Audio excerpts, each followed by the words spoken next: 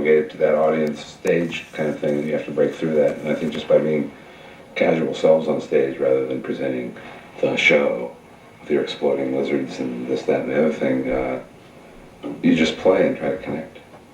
You've been called a media-savvy band right from the first. You did commercials, you had buttons with slogans when it wasn't done yet. Did you plan this? Was this an accident? Media savvy. If we had any media savvy, we'd be making $6 million like the Rolling Stones. We don't have any media. Sorry, what did I say? 6. Oh boy, 60. Sorry, that is media savvy. That's Mick Jagger's a business major. Axl Rose from Guns N' Roses said that you ought to, if you want to be a musician, graduate with a business degree from college. He's right. If you want to make money.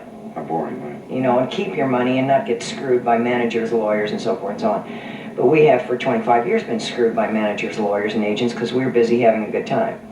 And writing songs and making music. And you know, we can't do both. Some it's people kind of one or the other.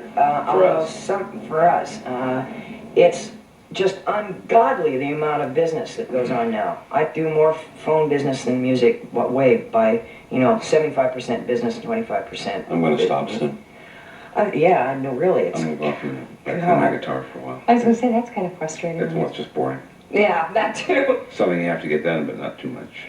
On that topic of, media savvy, Abbie Hoffman spoke out against the band way back because you did a commercial for Levi White Denims while they were striking and We told him to go fuck himself. Did you? Yeah, and he admired us ever since. Well, that's great. That's great. We got him to go to the White House with Gracie. You what? Yeah, Grace got invited to the White House at one point because she had gone to school briefly with Tricia Nixon at Finch College in New York, so she was on the whatever you call those lists. Alumni list. And they but sent her the name is Grace Wing on the list, so they didn't know who they were sending it to. This was at the height of the 60s, or 69 or 68 or something, maybe 72, I don't know. So I took acid in my pocket, and Abbie and I were going to dose Richard, but they took a look at me and didn't like the way I looked. Probably because I had on a net top that you could see through and no bra, and they probably thought that doesn't look quite right. They went back over to the security thing, and I said, I've got an invitation. And they came back and said, yeah, but you're a security risk. They're right. Because if I'd gotten in there, the guy would have been seeing walls melting and stuff. It's okay, it didn't matter, because he melted his own walls in about 5 years after that anyway. Now, we were both good friends with Abbie. That's for a long time. I even hid him out for a while. Really? Yeah. Not hit him out, hid, H-I-D. When he was on the run. He held a birthday party for China, our daughter, when she was about 7 or 6 or something like that, where he was like a clown and greeted all the kids at the door. His mothers are dropping their kids off, and there's a national fugitive greeting their children at the door in a clown's outfit. And he entertained them all afternoon, and they were sad to see him leave. There's a guy with media savvy. Yeah. Not quite enough. Well, toward the end there, he got a little depressed, but I think he knew what he was doing. Yeah. Why do you think the group became so huge in the 60s? Because there's only 10 groups in the 60s playing anyway. Like nowadays, the groups have a much tougher time. There may be 200 groups around this country that are very interesting and we'll never hear about. Because there's just zillions of kids in rock and roll bands. And it's oversaturated. It's hard on them because they, a million of them all look the same with the same spiky hair. You can't tell one from the other. They sound the same. And if there weren't so many of them, it might be interesting, or they might get signed. But it's just almost impossible. I would think that the kids who do make it on some level are just amazingly gratified because they're up against big odds as far as the numbers of people in the business. But there really weren't that many people when we started, that many groups. There were only about 20 groups, literally, that were working steadily. And you were one of them. Yeah. It's almost become a legitimate career. Scary, huh? Or you might think that they would have at the high schools when they have whatever that day is when all the employers come around, they'll have a rock and roll band desk. Really? We just thought it was comical when they signed us to a record contract. It was great. We were just laughing. Really? You're going to pay us? You're going to pay us to do this? They didn't know what they were getting into. And there was no setup for rock and roll at that point. There weren't the sheds, and there wasn't the MTV, and here's what you do, and you make a record, then you go in there and you need to do this, and big tour buses and all that kind of stuff. We played Shrine auditoriums, or we'd play a high school graduation.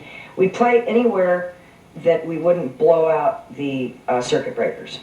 You know, that's it. Anywhere. They allow us in here, we'll play. Yeah, you pay us, we'll play. It's great. Why do you think White Rabbit is such a definitive song of the 60s? Now, Because Bolero was a real good, Ravel was a real good songwriter. And Lewis Carroll is a good children's writer. And I just jammed the two of them together. A good editor. Yeah, I'm a good editor. Adapter. so what did it mean? It means to the parents, between the ages of 0 and 5. I'll agree with you. Okay, between the ages of 0 and 5, they say is the most important information you're going to get as a child. Between the ages of 0 and 5, very many parents read to their children, Peter Pan, sprinkle some dust on your head, you can fly. Wizard of Oz, fall in a field of poppies. Emerald City, Alice in Wonderland. You go down to a thing, there's drink me, it says drink me on it. You get literally high. You go up, there's a caterpillar, smoke a little hash, bite off magic mushroom, get loaded, see Wonderland. So the information is that some chemical, something, if you take it, is going to make you see Wonderland. But they were telling us, don't take these drugs. Why are you taking these drugs? You were brought up right. I was brought up with you reading me Alice in Wonderland, The Wizard of Oz, Peter Pan, and all these things said that if I find some chemical, I'm going to be able to get real high, literally. And so the song is poorly written because it was written at parents. In other words, don't get on me, in my case, you're the one who read me this information and it stayed with me. I was being sarcastic, kind of, but it didn't quite come out that way. The lyrics are not quite as well pointed as they should be. Went far beyond drugs, too. Drugs was 1/8 of the whole thing that was going on. It was, I think, a exhortation just to spread out. Take what you've learned and use it. Yeah, but you got to say that song in particular is pretty druggy. True, but it also has an element of, I mean, that's what I said, sex, drugs, and rock and roll. It encompasses a whole range of sort of Americanism, don't tread on me kind of stuff. I'll go out and find what's findable. Let us go find it, you know. How about Somebody to Love? Why do you think that one was so... I think that's a standard rock song. It's a good song. Real well-written, straight-ahead rock and roll song. One of the first of its kind. I didn't write it. Darby Slick wrote it. But it's a real good, well-written, structured, interesting lyrics. The verses are actually kind of weird. The repeating chorus is nice and everything, but it's a good song. I like it. Do you think things are coming full circle in the sense that is music with a message, with meaning, coming back now? Some bands. I don't think it's necessary for all of them to be that way. Madonna said, one thing I'm doing, I'm saying this as if I were Madonna, one thing I'm doing is trying to take people away from that. And there's a place for all of that. There's a place for people to take you away from it, and a place for people to make you conscious of it, or make you mad at it, or happy with it. You know, there's room for everybody. It's not necessarily gone away. Some of the biggest acts in the 70s and into the 80s have been Bruce Springsteen, No, it's still there. U2. You know, that there's people who do all that kind of stuff all the time. It's not gone away. It's, in a sense, become larger than ever if you look at all the huge benefits that went on in the last 10 years. You need to change tape, right? We need to change tape. You know, how many times have they turned against you? So. It only takes one. Time for that guy to come up the stairs. This is sort of the era of 60s reunions. Why is that? It's the age of Aquarius. Oh, Paul McCartney said it's because of the Grateful Dead, but I don't know if that's true. why? What does it have to do with the Grateful Dead? He says if they can still do it, why can't we? They've been doing it for, okay. But Okay, why is that? That's my question. I mean, tie dyes, big Woodstock. Don't know. Maybe it's a desire for, There's what a is lot of pers- shitty bands out right now.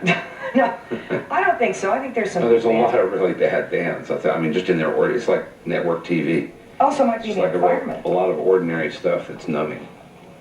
People tend to look back with that veiled lens that oh, wasn't that wonderful? Oh, I wish it was all like that. Well, yeah, if you want to get your head shot off in Vietnam and so forth and so on, if you want to be a black person in the South, it wasn't all wonderful. And They're not doing that good in Brooklyn these days. but no, they aren't. I think they're looking back at an era with a little bit more of that rose-colored lens stuff.